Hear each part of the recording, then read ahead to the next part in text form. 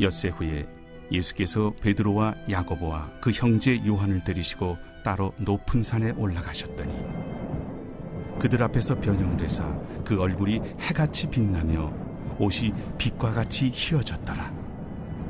그때 모세와 엘리야가 예수와 더불어 말하는 것이 그들에게 보이거늘 베드로가 예수께 여쭈어 이르되 주여, 우리가 여기 있는 것이 좋사오니 만일 주께서 원하시면 내가 여기서 초막 셋을 쥘때 하나는 주님을 위하여, 하나는 모세를 위하여, 하나는 엘리야를 위하여 하리이다.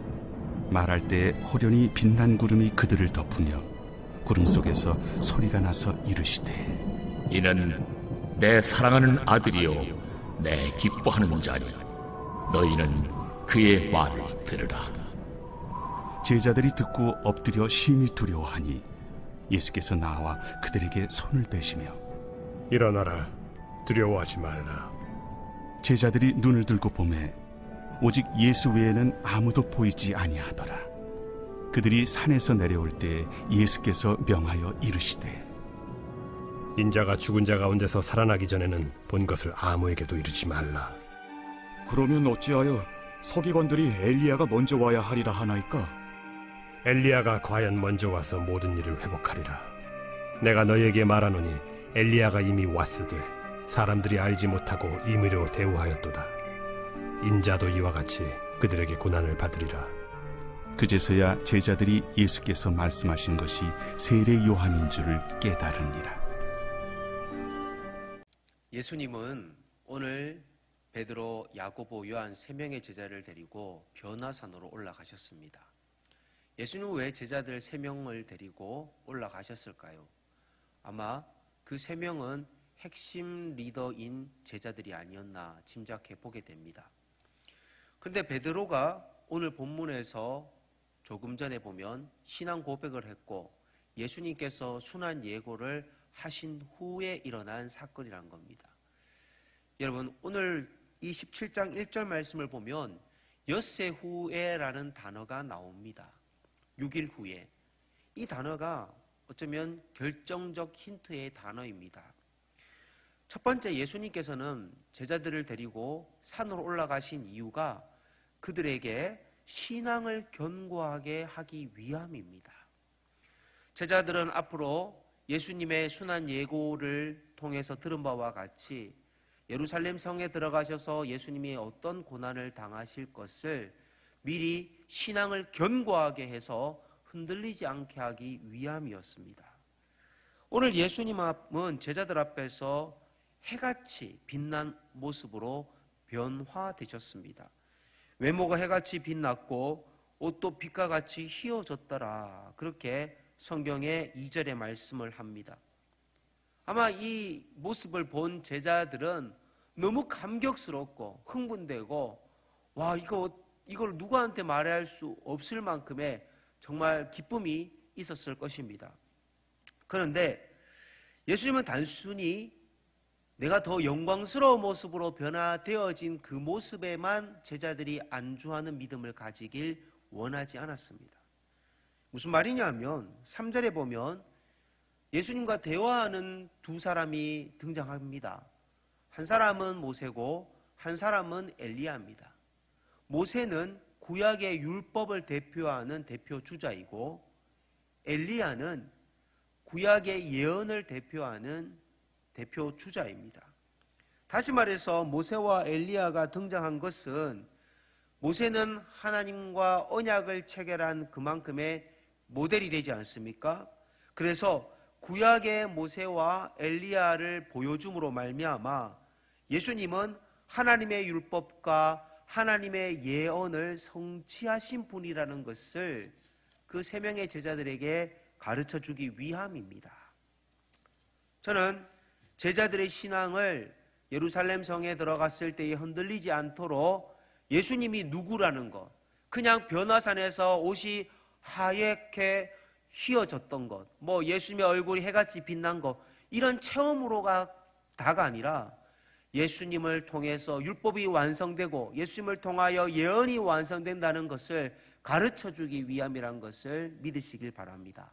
두 번째는 제자들이 예수님의 말씀에 더 순종하게 만들기 위함입니다. 그 호련히 하늘에서 빛난 구름이 그들을 덮었습니다. 그리고 구름 속에서 이런 말씀이 들립니다. 5절 말씀 보십시오. 말할 때에 호련히 빛난 구름이 그들을 덮으며 구름 속에서 소리가 나서 이르시되 이는 내 사랑하는 아들이요 내 기뻐하는 자니 너희는 그의 말을 들으라 하시는지라. 여러분, 너희는 그의 말을 들으라 하시는지라. 예수님이 하나님의 아들이라고 하나님의 음성을 선포하셨습니다. 제자들이 앞으로 시험을 당할 때에 예수님의 이 말씀을 기억하면서 예수님은 하나님의 아들이기 때문에 우리가 그의 말씀만 우리가 기억해야 된다. 그의 말씀만 우리가 의지해야 된다. 우리 인생에 예수님의 음성을 얼마나 경청하고 계십니까? 우리는 세상의 소리에는 민감하면서도 예수님의 음성에는 둔감하거나 또 우리는 관심이 없거나 우리는 우둔하게 받아들이지는 않습니까? 우리는 예수님의 음성을 갈망하지 않기 때문에 이런 현상이 있습니다. 우리를 향한 예수님의 음성에 민감하게 반응하는 저와 여러분이 되시기를 소망합니다. 예수님과 함께하는 하루의 첫 시작, 이렇게 새벽기도 영상으로 하루를 시작하시고 또 하루를 마칠 때도 여러분 유튜브 영상으로 예배를 드리면서 한번 잠을 청해 보십시오. 그 잠자리가 얼마나 여러분 은혜롭고 행복한지 여러분들 체험해 보신 분들은 아실 것입니다. 저도 유튜브 설교를 들으면서 잠을 청합니다. 참 은혜로운 잠자리인 것을 기억합니다. 여러분들, 세 번째는요, 예수님이 왜 변화산에 제자들을 데리고 갔을까? 두 번째는 더 순종하게 하기 위함이라면, 세 번째는 제자들의 신앙이 멈춰서길 원하지 않았습니다. 사실 우리가 특별한 광경을 보게 되면 거기에 도취되어지고 마치 내 평생 잊을 수 없는 기억, 나는 예수님의 피 묻은 십자가를 봤다, 뭐 그렇게 고백하는 분들 여러분들 보셨지 않습니까?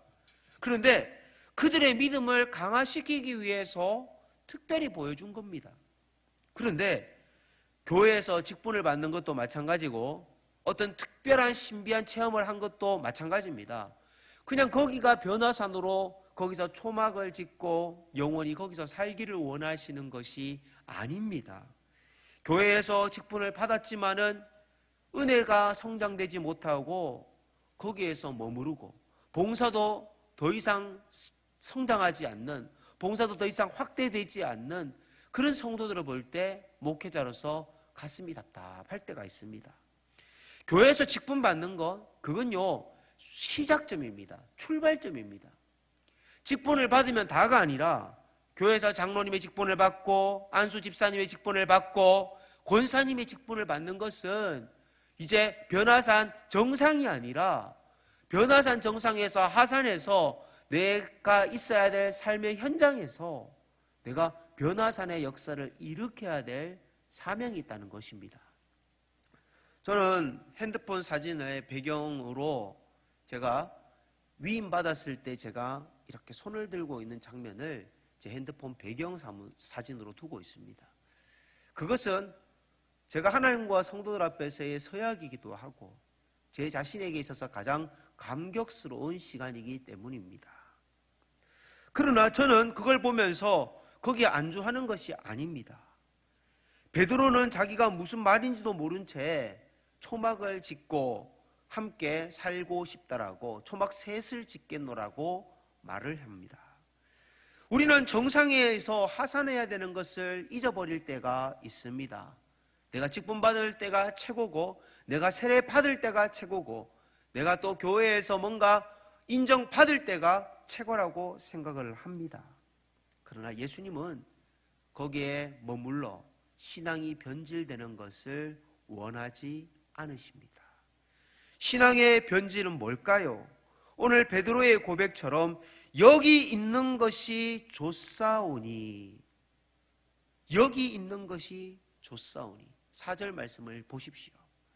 여러분, 우리의 신앙의 변질을 막아달라고 기도하는 이 새벽이 되기를 바랍니다.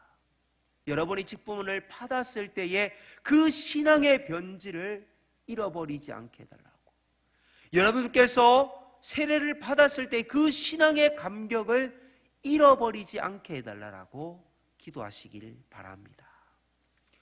베드로와 야고보와 요한은 이제 그 자리에서 떠나서 이제 예수님과 하산을 합니다. 그런데 예수님은요, 변화산에서의 예수님의 모습을 보여주길 원한 것이 아니라 갈보리 산에서 예수님의 모습을 보여주길 원합니다. 어쩌면 예수님에게 앞으로 닥칠 삶은요, 영광스러운 모습이 아니라 정반대로 핍박받고 조롱받고 침뱉음 당하고, 사람들에게 하나님의 아들이면 네가 하나님의 아들인 증표를 보여라고 사람들에게 억울한 조롱을 당합니다. 어쩌면 교회도요, 계속해서 핍박을 받고 말세가 되면 교회의 성도들은 시련을 당할 것입니다. 그러나 나중에 영광스러운 예수님이 부활의 모습으로 변화되듯이 교회도 지상의 교회가 아닌 천상의 교회로서 영광스러운 모습으로 변화될 것입니다. 그리고 성도들은 영광스러운 교회의 한 지체로서 거룩하게 변화될 것입니다. 그런 거룩한 꿈을 꿈꾸시는 저와 여러분이 되기를 소망합니다. 사랑하는 성도 여러분, 오늘 제자들은 변화산에서 내려오면서 예수님에게 이런 질문을 10절에 던집니다. 제자들이 물어 이르되 그러면 어찌하여 서기관들이 엘리야가 먼저 와야 하리라 하나이까? 아니, 서기관들은 엘리야가 온다 했는데 아직 엘리야도 오지 않은 것 같은데 라고 질문을 던지니 예수님께서는 엘리야가 이미 왔다라고 11절에 얘기합니다. 엘리야가 가여 먼저 와서 모든 일을 회복하리라. 12절입니다. 내가 너희에게 말하노니 엘리야가 이미 왔으되 사람들이 알지 못하고. 결국 엘리야는 세례 요한인 것을 제자들이 알게 되었습니다. 이게 무슨 말이냐? 제자들은 예수님을 통해서 변화산에서의 믿음에서 이제는 예수님과 대화를 통해 기도하며 또 말씀을 배움을 통해 믿음의 눈이 떠여지는 것을 볼 수 있습니다. 우리는 변화산에서의 한 번의 불을 받은 체험에서 머무르는 것이 아니라, 직분을 받은 자리에서 머무르는 것이 아니라, 궁금하면 500원이란 말이 있잖아요. 그냥 예수님께 궁금하면 질문을 하셔서 말씀을 제대로 배우고 영적 리더로서의 준비되어져 가는 영적 성장의 과정을 반드시 이수해야만 합니다. 신앙적으로도 영적으로 눈을 떼야 될 뿐만 아니라 지식적으로도 성경을 연구하고 배우는 일에 여러분들 힘을 쓰셔야 합니다. 여러분, 주일 오후 예배 강의 구약 파노라마를 배우는데 관심을 두시고, 여러분 홈페이지에 들어가시면 성경 통독을 할 수 있도록 유튜브를 링크해 놓았습니다. 여러분 유튜브에 설교와 또 여러 가지 성경 듣기, 또 여러 가지 구약 파노라마 강의를 여러분들께서 복습하시고 들으시기를 바랍니다. 임직 받는 것이 시작점인 것을 기억하십시오. 세례 받는 것이 시작점인 것을 기억하십시오. 교회 등록이 시작점인 것을 기억하십시오. 그래서 말씀을 배우는 일에 힘쓰는 우리 용현동교회 모든 성도님들은 변화산 정상에서 현장으로 와서 우리가 섬기는 일에, 우리를 훈련시키는 일에 최선을 다할 수 있기를 축원드립니다. 기도하겠습니다. 하나님 아버지, 우리 각자의 변화산으로 올라가게 하옵소서. 오랜 생활, 교회 생활을 하였음에도 불구하고 아직 뜨거운 영적 체험을 하지 못한 성도들이 있다면 하나님 성령의 음성을 들을 수 있도록 주님께서 그 길을 열어주시기를 원합니다. 눈을 열어주셔서 말씀의 불이 떨어지게 하여 주옵소서.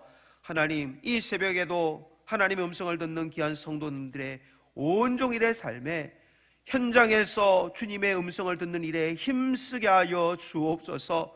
하나님, 예수님의 말씀이라면 더 순종하기를 결단하게 하여 주옵소서. 우리가 있어야 될 곳은 변화산이 아니라 갈보리산입니다. 하나님, 때로는 찢기고, 하나님 때로는 못을 박히고 침뱉음 당하며 때로는 조롱을 당한다 할지라도 우리는 천상의 교회의 영광을 회복할 것을 믿음으로 바라며 우리가 거룩한 성도로서의 삶을 완주하게 하여 주시옵소서. 하나님, 은혜를 체험했고 또 직분을 새롭게 임명받았음에도 불구하고 변화산 정상에서 내려오지 않는 성도들이 있다면 주님 말씀을 배우는 일에 힘쓰고 봉사하는 자리에 힘쓰고 훈련받는 자리에 힘쓰게 하여 주셔서 우리 영원동교의 모든 성도들이 직분받은 이유가 더 변화되어진 삶으로 승리하게 하옵소서. 예수님의 이름으로 기도합니다. 아멘.